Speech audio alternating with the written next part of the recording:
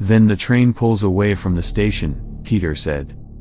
And anyone riding in boxcar 1313 on the night of a full moon never comes back.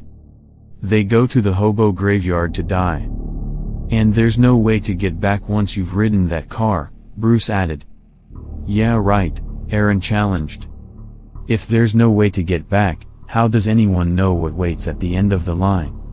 There wouldn't be anybody to come back and tell what it looks like. One night an old man escaped, Peter said. No one knows how, but somehow he found his way back along the railroad tracks into town. He blurted out the story of the hobo graveyard just before he died. Besides, Bruce added, all the hobos know about it. When they get tired of riding the rails and of life, they just wait for the next full moon and climb aboard boxcar 1313. The ghosts of the other hobos have told them about it. A shiver ran up and down Aaron's spine.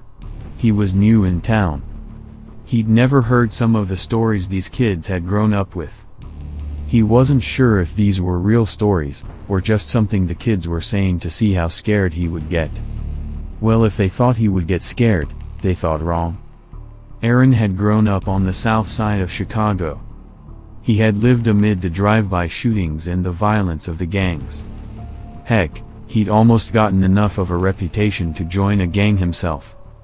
He'd just started hanging around with one of the coolest gangs, with one of the meanest attitudes, when his mother up and decided that she was tired of Chicago. Decided it wasn't any place to raise a kid. Now he was stuck in this wormhole in the middle of nowhere. Aurora, they called it. Aurora, Minnesota. Nothing around but stupid little towns and miles of farmland. There was no way Aaron was going to grow up to be a farmer. That's nothing but a bunch of garbage, Aaron said, refusing to be intimidated. Oh yeah, Bruce challenged. Yeah, Aaron answered. Then I dare you to climb on boxcar 1313 when the next full moon comes, Peter said. Yeah, we dare you, Bruce echoed. Okay, just watch me, Aaron answered. We will, Peter answered. The full moon is Friday night, Bruce added. We'll all meet here at the edge of the tracks at 11:30. And if you don't come, we'll tell the whole school how chicken you are, Peter said. Now that it was set, Aaron wasn't sure it had been a smart thing to do. The back of his mind started conjuring up horror stories and fantastic images, while the front of his mind started working on trying to figure a way out of this mess.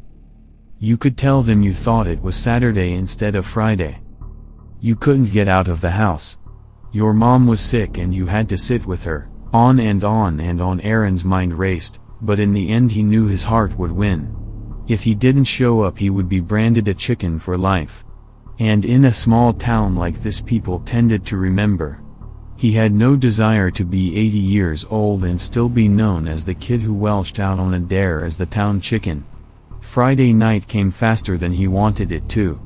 That night before going to bed, he gave his mom a tight hug, and even let his little sister kiss him goodnight. Then he put his alarm clock under his pillow and climbed into bed still fully dressed. At 11:35 his alarm clock rang. Reaching under his pillow, he quickly shut it off. He didn't give himself time to think about the situation, or he knew he just might chicken out after all. Besides, he kept telling himself, what are the chances that there is a boxcar numbered 1313 on the Midnight Express? I'm not even sure they number the boxcars. They're probably just trying to see if I'll show up. Well, I'll show them. With a little more courage, Aaron slid the window open and climbed out. It was a 15-minute walk to the railroad tracks, but Aaron made it in 7. Fear was making everything move faster. When he got there, he found that no one was waiting. Ha! It had all been a tale after all. Aaron's heart dropped the 20-pound weights it had been carrying. Suddenly he heard voices, and around the corner came Bruce and Peter. They stopped when they saw him, almost as if it was a shock to see him there. Man, you're really going to do this? Peter asked incredulously. Of course, Aaron said with more nonchalance than he felt. Slowly his heart reached down and picked up the weights again. I wouldn't, Bruce said. Man, once you get to the hobo graveyard, there's no coming back. You stay there until the skin falls off your bones. And then the others pick up your bones and they put them in this big crypt, Peter added. Aaron could see they were both scared and it gave him strength. He could just see the reputation he was going to get when he dared to ride Boxcar 1313, and came back alive. He wouldn't tell them where the boxcar actually went, or what he had seen. He's just let them guess. Then every so often he'd let some gruesome detail slip about how horrible the hobo graveyard was at night. It wouldn't be hard to keep all of the kids in awe of him. After all, they had said that everyone knew about the hobo graveyard. Before he had much more time to think about it, Aaron heard the train whistle blowing off in the distance. Go down by the water tower, Bruce shouted. The train slows down just before it rounds the bend. It's slow enough to get on there without killing yourself. No, Peter shouted, suddenly getting an attack of his conscience. Don't do it, man. You'll never come back. Before going on, if you like these stories, do hit the like button, subscribe to my channel and turn on the notification bell, so you will not miss new stories like this. Bruce looked at the fear on his friend's face and suddenly felt the same. We won't hold it against you if you don't go, Aaron, he said. And we won't call you chicken. Most guys wouldn't have even shown up. Boosted by his ego, Aaron just laughed at them. Don't worry. I'll see you guys at school tomorrow. Aaron sauntered toward the water tower, then started to run as he saw the lights of the train appear in the distance. He was ready when it came. The train slowed to a crawl as it began the sharp turn toward the pass. Aaron hid in the shadows as the engine passed. When the boxcars came into view, he stepped out and steeled his muscles. The back of his mind kept hoping there would be no 1313, but the back of his mind didn't win. Aaron saw it coming up. Just before it reached him, he began running alongside. Suddenly he realized he had no real knowledge of how to hop into a moving boxcar. He could only hope he was doing it right and that he wouldn't get sucked under the wheels and crushed. Suddenly the door of boxcar 1313 was right next to him. Aaron grabbed it and hung on with all his strength. His legs reacted instinctively, and he jumped into the wide-open doorway. As he lay dazed on the floor, he glanced out the door in time to see the faces of his friends for one brief instant. They were etched in fear. Then they were gone as the boxcar turned the corner and headed for the pass. Aaron pulled the door shut all but a few inches. The air coming in was cold, but at least it was fresh. From the lingering smell in this boxcar, Aaron guessed it had been used to haul rotting meat. It was horrible. I wish I'd brought a blanket, Aaron thought to himself as he settled in the corner. He pulled his knees up to his chest and wrapped his coat around them. Slowly the gentle rocking of the rails lulled him to sleep. Aaron awoke, suddenly aware that the train was no longer moving. He had no idea how long they had traveled or how far from home they were, but as he peeked through the crack in the door he could still see stars blanketing the sky. And it was still cold. If anything, it had grown much colder. Must be a storm on the way, he thought to himself. Suddenly he realized he wasn't afraid anymore.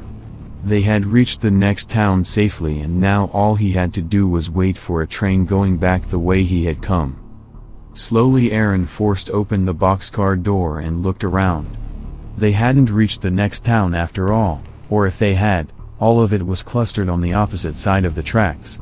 Mist swirled over the ground, making it appear as though it were crawling with a life of its own. Aaron quickly jumped down and made his way to the end of the boxcar. Suddenly he stopped. Even in the intense cold, his body began to sweat. There was nothing attached to the end of the boxcar, and there was no town waiting for him across the tracks. Aaron quickly swung around to the front of the boxcar. An empty coupling was waiting there also. The train was gone, and boxcar 1313 stood alone on a deserted stretch of track.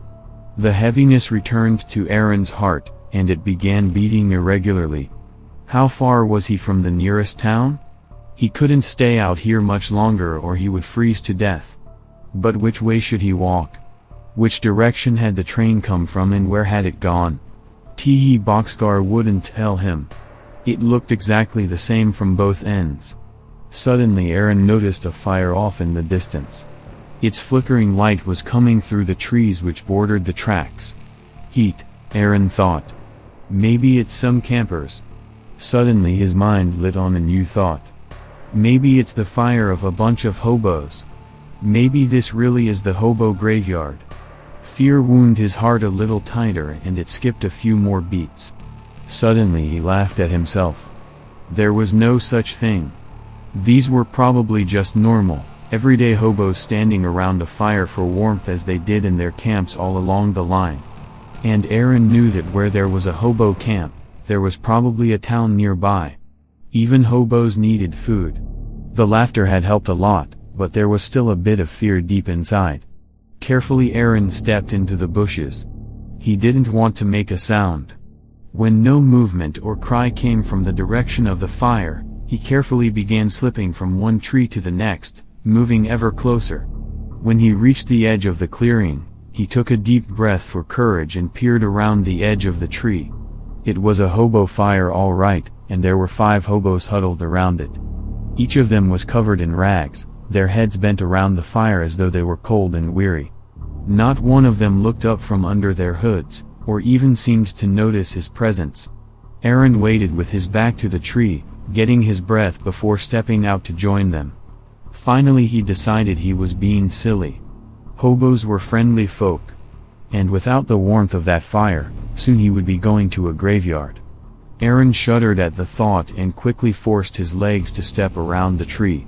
He stepped toward the fire, waiting for one of the men to glance his direction or invite him forward. When no one did, he stopped. The seconds ticked by eternally. No one moved and nothing happened. And then, "Cold night, isn't it?" one of them asked. Aaron wasn't sure which one had spoken or if the question had been directed to him, but he answered anyway. "Yes, it is. Mind if I share your fire?" There was a general shuffling as they moved to make room for him. Aaron stepped forward gratefully and began warming his hands over the fire. The warmth felt good, even though a horrid aroma filled the air. Aaron wondered what was in the cooking pot which sat over the flames. It smelled good and bad at the same time, almost like the meat of a skunk being cooked without the scent sac having been removed. The meat smell made his mouth water and he suddenly realized how long it had been since he'd eaten. Aaron tried not to think about it. He was sure his stomach would reject any of the stuff in that pot, no matter what it was. As his blood began warming, Aaron became more and more uneasy.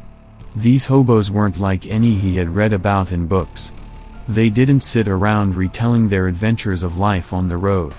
In fact, they didn't say anything at all. Finally Aaron could bear the silence no longer. "I came here tonight on boxcar 1313, he announced. "Can you believe those hicks back in Aurora actually thought that if you climbed into that car on the night of a full moon, it would take you to the hobo graveyard?" There was silence for a moment and Aaron laughed nervously. Suddenly the hobo nearest him raised his face and peered from under his hood. "Just what else did you think this place was?" he asked in a dull, somber voice. A scream caught in Aaron's throat, fighting with the air that was trying to get in but couldn't. The hobo's eyes were nothing but empty sockets staring at him from a tower of bones. Bits of loose flesh hung from his face and loose locks of hair clung to his scalp. Otherwise he was nothing but bones. Until you reached his stomach. There the flesh hung open to reveal intestines crawling with maggots and worms, feasting on dried blood. At that moment the remaining hobos looked up at him to reveal similar features. The scream finally escaped and Aaron forced his legs into action. He ran from the fire, not knowing at first which direction to run. He couldn't hear anything following behind him, but he didn't dare to look back to be sure. Suddenly he tripped over something hidden in the mist. As the vapors swirled away, he looked down and realized it was the remains of a railway tie. The railroad. If he could get back into the boxcar, perhaps it would take him back to Aurora where he belonged. If nothing else, it would protect him if these unearthly beings decided to follow. He scrambled to his feet and peered through the darkness. There it was, up ahead of him. It seemed further away than he remembered, but he was sure it was the boxcar, waiting patiently on the line. He raced forward, his lungs screaming in protest from the coldness of the air. His legs wanted to give out, but he forced them forward, using every last ounce of strength he had. Finally he reached the door. Aaron quickly threw open the boxcar and scrambled inside. Somehow it seemed lower to the ground. And there were steps up to it. Though it didn't seem exactly right, Aaron couldn't think of anything other than getting inside and slamming the door safely behind him. He reached for it, and it seemed to stick in his hands. Finally it began rolling. It accompanied itself with an unearthly screech that Aaron knew hadn't been there before. Just before the door slammed shut, he glanced to the side and made a horrifying discovery. This wasn't a boxcar at all. It was a crypt. The bones of dead hobos were stacked against either wall, their skulls making a grisly pyramid which filled one end. Aaron gasped in the foul air and reached for the door. Though he threw all his weight against it, it refused to budge. He tried time and time again, with the same results. Finally he lay back, too exhausted to move. It was no use.